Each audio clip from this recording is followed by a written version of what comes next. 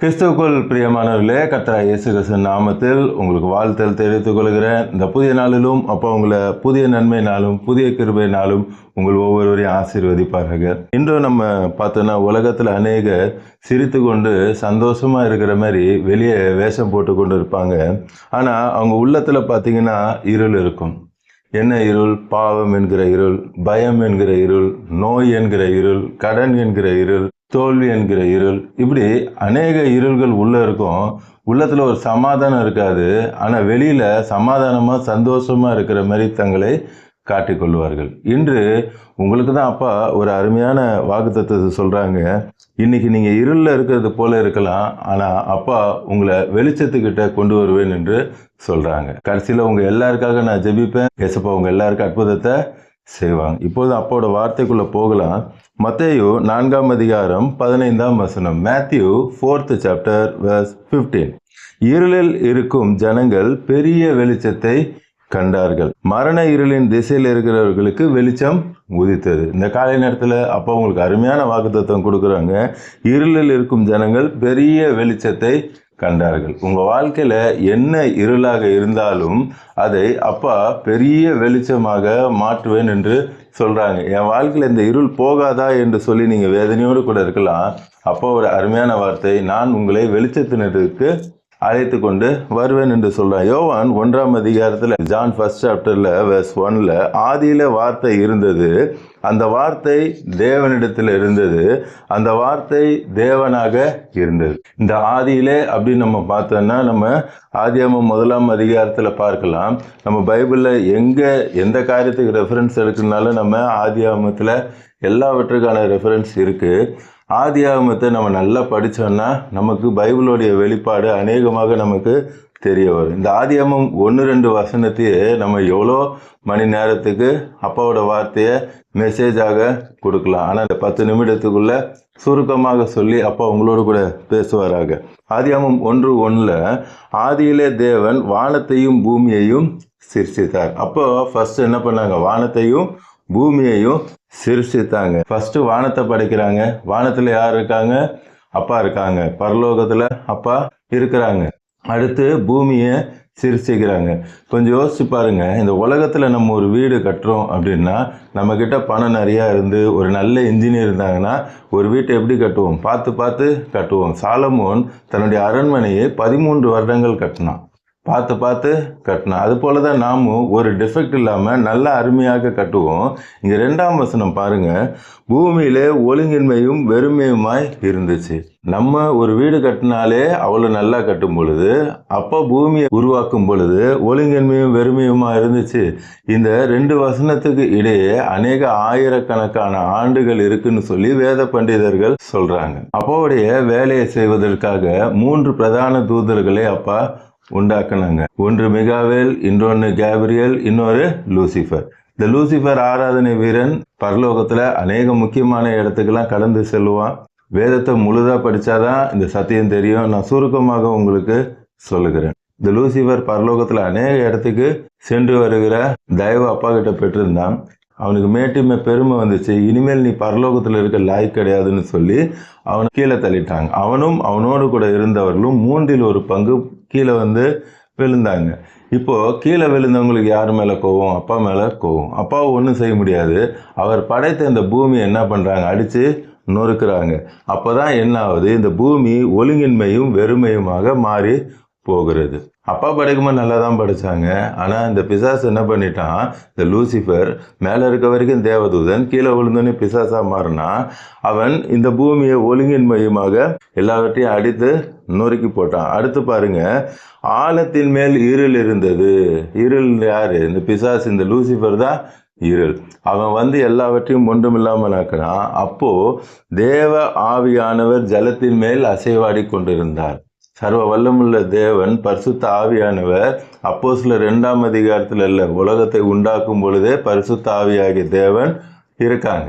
அப்போ ஆவியானவர் அசைவாடும் பொழுது 3வது வசனம், தேவன் பிதாவாகிய தேவன் சொல்றாங்க, வெளிச்சம் உண்டாக கடவது என்றார். என்ன சொன்னாங்க? வெளிச்சம் உண்டாக கடவுது. வெளிச்சம்னா யாரு? நம்ம அப்பா இயேசுதான். உலகத்தை கிரியேட் பண்ணது பாருங்க, பிதாவாகிய தேவன் அங்க இருக்காங்க, ஏசப்பா வெளிச்சம் வந்துட்டாங்க, பரிசுத்த ஆவியானவரும் இருக்கிறாங்க. திரியேக தேவன், ஒரே தேவனை தான் நம்ம தேடுறோம். வெளிச்சம் உண்டாக கடவுள்னு வெளிச்சம் உண்டாகிற்று. அப்போ அந்த பூமியில் அந்த இருளை போக்கணும்னா யார் வந்தது? ஏசப்பா வந்தாங்க. அதே போல தான் இது ஒரு பெரிய சத்தியம். அது சொல்லணும்னா நேரம் பத்தாது, நம்ம வார்த்தைக்குள்ள அப்படியே கடந்து செல்வோம். யோவான் 1ல் பார்த்தோம், ஆதியிலே வார்த்தை இருந்தது, அந்த வார்த்தை தேவனிடத்தில் இருந்தது, அந்த வார்த்தை தேவனாக இருந்தது. அப்ப என்ன பண்ணாங்க? 4வது வசனம் பாருங்க. அவருக்குள் ஜீவன் இருந்தது, அந்த ஜீவன் மனுஷனுக்கு ஒளியாக இருந்தது. அந்த ஒளி இருளிலே பிரகாசிக்கிறது, இருளானது அதை பற்றி கொள்ளவில்லை. இன்றைக்கு ஏசப்பா உங்க வாழ்க்கையில வந்துட்டாங்க அப்படின்னா உங்க வாழ்க்கையில இருக்கிற இருள், அந்த பிசாசு கொண்டு வந்த இருள், மந்திரத்தந்திர என்ற இருள், வியாதி என்கிற இருள், எல்லா இருளும் உங்க வாழ்க்கையை விட்டு விலகி ஓடி போயிடும். எப்படி அந்த பிசாசு வரும் பொழுது அழகா இருந்த அந்த பூமியை நிர்மூலமாக்குனானோ அதே போல உங்க வாழ்க்கை அருமையா இருந்தது. இந்த பிசாசு வந்து எல்லாவற்றையும் என்ன பண்ணிட்டான்? நிர்மூலமாக்கிட்டான். குடும்பத்துல சமாதானம் இல்லை, சந்தோஷம் இல்லை, வியாதி, வறுமை, தரித்திரம் எல்லாம் வருது.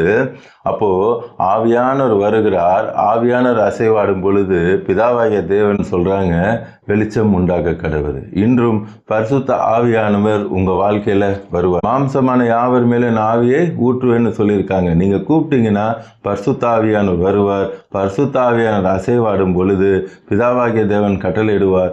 ஏசப்பா உங்க வாழ்க்கைக்குள்ள வந்து உங்க வீட்டில் இருக்கிற இருள் எல்லாவற்றையும் நீக்கி உங்களுக்கு வெளிச்சத்தை தருவாங்க. ஏசாயா 60:20 சொல்றாங்க.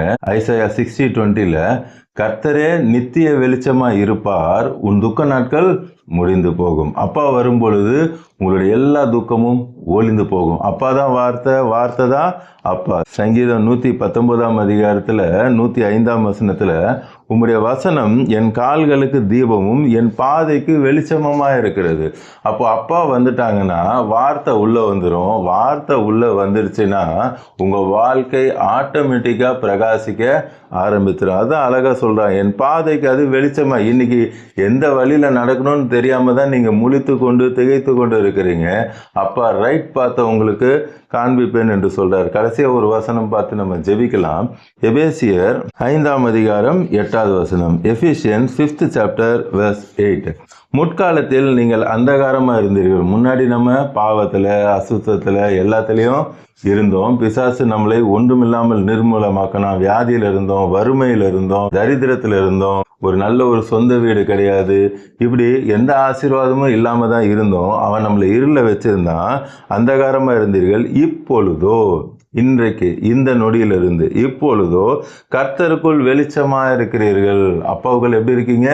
வெளிச்சமாக இருக்கிறீர்கள். வெளிச்சத்தின் பிள்ளைகளாய் நடந்து கொள்ளுங்கள். அப்பா வந்துட்டாங்க உங்க வாழ்க்கையில. இனி வெளிச்சம்தான். இனி நீங்க வெளிச்சத்தின் பிள்ளையா நடந்து கொள்ளுங்கன்னா எப்படி? ஏசப்பா தான் வார்த்தை, வார்த்தை தான் ஏசப்பா. ஏசப்பா வார்த்தையை தான் பேசிக்கிட்டு இருந்தாங்க. நீங்க மத்தேயு, மாற்கு, லூக்கா, யோவான் 4 சுவிசேஷத்தை திருப்பி படித்து பாருங்க. அப்பா வார்த்தையை தான் பேசிட்டு இருந்தாங்க. அதே போல வெளிச்சத்தின் பிள்ளையா நடந்து கொள்ளணும். நாமும் வார்த்தையை தான் பேசணும். நமக்கு அருமையான வேதத்தை அப்பா கொடுத்துருக்காங்க. பரிசுத்த ஆவியானவர் நமக்கு இந்த வேதத்தை அநேக தீர்க்கதரிசிகள் மூலமாக, கிட்டத்தட்ட 40 தீர்க்கதரிசி மூலமாக எழுதி கொடுத்துருக்காங்க.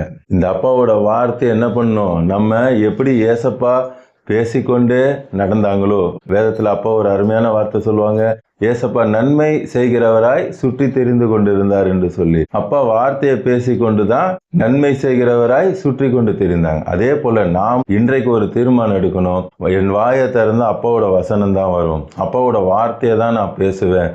அப்படி வெளிச்சத்தின் பிள்ளைகளாய் நடந்து கொள்ளுங்க. அப்பாவோட வார்த்தையை நீங்க பேசிக்கிட்டே இருந்தீங்கன்னா உங்க வாழ்க்கையில ஒரு குறைவு கூட வராது. எல்லாவற்றையும் அப்பா நிறைவாக மாற்றுவாங்க. இன்னைக்கும் யாராவது அப்பாவை சொந்த ரட்சகராக ஏற்றுக்கொள்ளாம பார்த்து கொண்டு இருந்தீங்கன்னா சரி, இன்னைக்கும் உள்ளத்தின் ஆழத்திலிருந்து சொல்லுங்க, நான் இன்னைக்கு தான் பிரதர் புதுசா பார்க்குறேன், எனக்கு இன்னைக்கு தான் ஏசப்பா பற்றி தெரியுது, ஏசப்பா எனக்குள்ள வருவாரா அப்படின்லாம் நீங்க நினைக்க வேணாம். நீங்க கூப்பிட்டீங்கன்னா உங்க இருதயத்துக்குள்ள வந்துடுவாங்க. இப்பொழுதும் கண்களை மூடி நம்ம கல்வாரி சிலுவையை பார்க்கலாமா?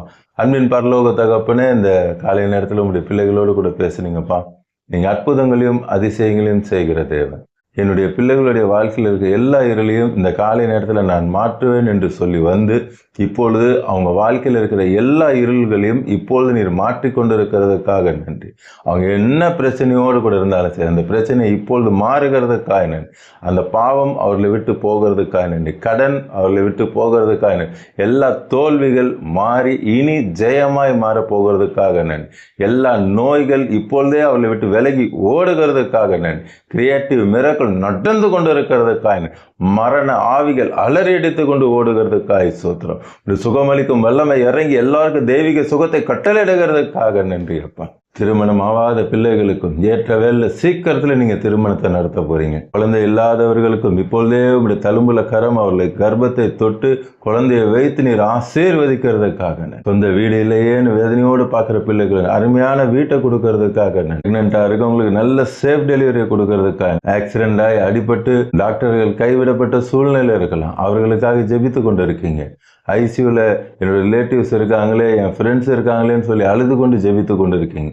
இப்பொழுதும் அப்பாவோட சுகமளிக்கும் வல்லமை இறங்குகிறதற்கா, இப்பொழுது தெய்வீக சுகத்தை கட்டளையிடுகிறதுக்காக, டாக்டர் சொன்ன டைம் எல்லாம் மாற்றி நீங்கள் அவங்கள நார்மல் ஆக்கிறதுக்காக, என் குழந்தை ஆர்டிசம் ப்ராப்ளத்தில் இருக்கே, ஹைப்பரில் இருக்கேன்னு சொல்லி வேதனையோடு கலங்கி பார்த்துட்டு இருக்கிறீங்க. இப்பொழுது அப்பாவோட தழும்புள்ள கரம் குழந்தையை தொடுகிறார். அந்த ஆர்டிசம் எல்லாவற்றையும் எடுத்து போட்டு இப்பொழுதே நார்மல் சைல்டாக இப்பொழுதே இந்த நொடியை உங்கள் குழந்தை மாறுகிறது. எல்லா பலவீனத்தை எடுத்து போடுகிறார். அந்த காக்கா வெளிப்பு போன்ற அந்த பலவீனத்தை எல்லாம் எடுத்து போடுகிறார். இப்போது தெய்வீக சுகத்தை கட்டளையிடுகிறதுக்காக, மூட்டு வலி கால் வலி பலவீனத்தோடு பார்த்து கொண்டு இருக்கீங்க. இப்பொழுதே அப்பாவோட சுகமளிக்கும் வல்லமை இறங்குகிறதற்காக, இந்த நொடிய சுகத்தை கட்டளையிட்டு கொண்டு இருக்கிறதுக்காக, சரீரத்தில் எல்லா பலவீனத்தையும் சுகத்தை கொடுத்ததுக்காக நன்றி அப்பா. பார்த்து கொண்டு இருக்கிற கோடிக்கணக்கான உடைய பிள்ளைகளையும் அவள் குடும்பத்திலையும் எல்லாரையும் ரட்சித்து ஆசீர்வதிக்கிறதுக்காக இயேசு நாமத்தில் ஜெபிக்கிறேன் நல்ல பிதா. அமேன் அமேன். தொடர்ந்து பாருங்க, அப்போட வார்த்தையை கேளுங்க, அநேகருக்கு ஷேர் பண்ணுங்க. ரட்சிக்கப்படட்டும், ஆசீர்வதிக்கப்படட்டும். பக்கத்தில் இருக்க சர்ச்சுக்கு போங்க. உங்களுக்கு ப்ரேயர் பாயிண்ட் இருந்தால் கமெண்ட்ல போடுங்க, உங்களுக்காக ஜெபிப்பேன். ஏசப்பா உங்களுக்கு அற்புதத்தை உடனே செய்வாங்க. மீண்டும் நாளை காலை புதிய வாக்குத்தத்த செய்தியோடு கூட உங்களை சந்திக்கிறேன். அதுவரை அப்பா உங்களையும் உங்கள் குடும்பத்தையும் அளவில்லாமல் ஆசீர்வதிப்பாராக. அமேன்.